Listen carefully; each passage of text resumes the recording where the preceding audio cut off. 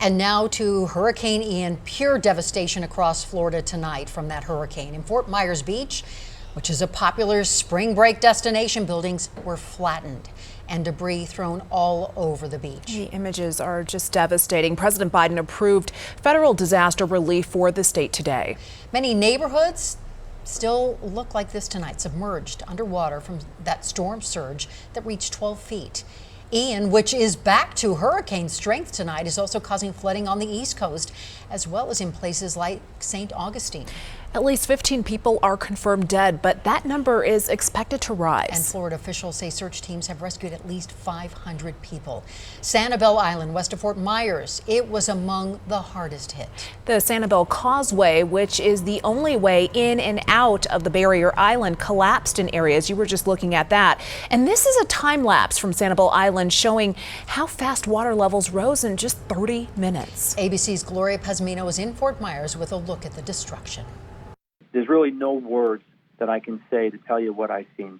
The Fort Myers Beach area, buildings, major homes and buildings completely washed away with vehicles in the water, vehicles in the bay, boats are upside down. Tied as the fourth most powerful hurricane to hit the Sunshine State, Ian blasted ashore Wednesday, just shy of a Category 5 storm. The amount of water that's been rising and will likely continue to rise today, even as the storm is passing, is basically a 500-year flood event. Residents now getting their first glimpse at the scope of the damage. Very flooded, it's ruined, completely ruined. The fridge is on the floor, the couches are turned upside down, the toilets are on the floor. Many residents still trapped in their homes. You kind of find yourself in a position where you're totally powerless. With dozens of houses still underwater, search and rescues are now underway. We currently have aircraft in the air with the Florida National Guard actively pulling people off of roofs in Fort Myers. And as Ian continues its destructive march across Florida, parts of the East Coast are getting pummeled. This is my community, this is my home. It's not only for my pain, it's for everybody's pain. I'm terrified for everybody. It's not only all our trailers, it's half of Cape Coral, it's half of everywhere. In Fort Myers, I'm Gloria Pazmino reporting. And Colorado is sending an emergency operations center support team to Florida. It's made up of 13 public safety professionals from across our state. And once that team is in Florida, they will help distribute supplies over the next 14 days.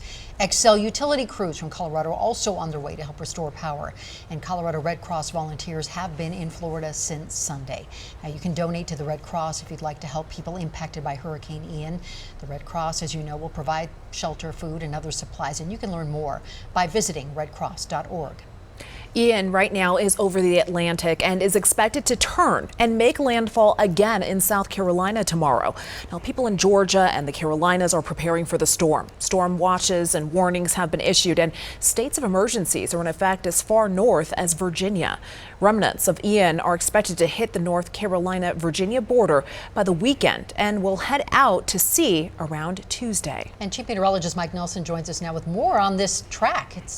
Ian's been busy, Mike. I'll tell you, that storm is back to hurricane strength, as you mentioned, partly because it's out over warm waters again. The Gulf Stream is very close to where it's located right at the moment, so it's just a heavy band of rain right along the shore from Jacksonville down to Daytona Beach and extending up into southeastern Georgia. As far as the track, what's going to happen next, this Category 1 storm will come in probably a little bit north of Charleston, South Carolina. Heavy storm surge expected along the Carolina coast. Very heavy rains battering all the way up into North Carolina. Then it'll move on up into the southern Appalachian Mountains with very heavy rainfall there and potentially catastrophic flooding as well. 5 to 20 inches of rain, a good possibility in this area as that storm continues to push onshore. It will gradually weaken, but it has so much power and so much moisture, it's still going to be a devastating storm. Now back here, we have some rain coming our way. It's nothing like that, but there's a cold front approaching. Scattered showers and thunderstorms are already developing across the state. As the front comes in, say goodbye to the 80s to near 90, a much cooler weather pattern coming our way heading into the weekend. Thank you, Mike. And remember, you can get 24/7 Colorado weather updates and live radar on your TV. Just download the Denver 7 Plus app on your favorite streaming device.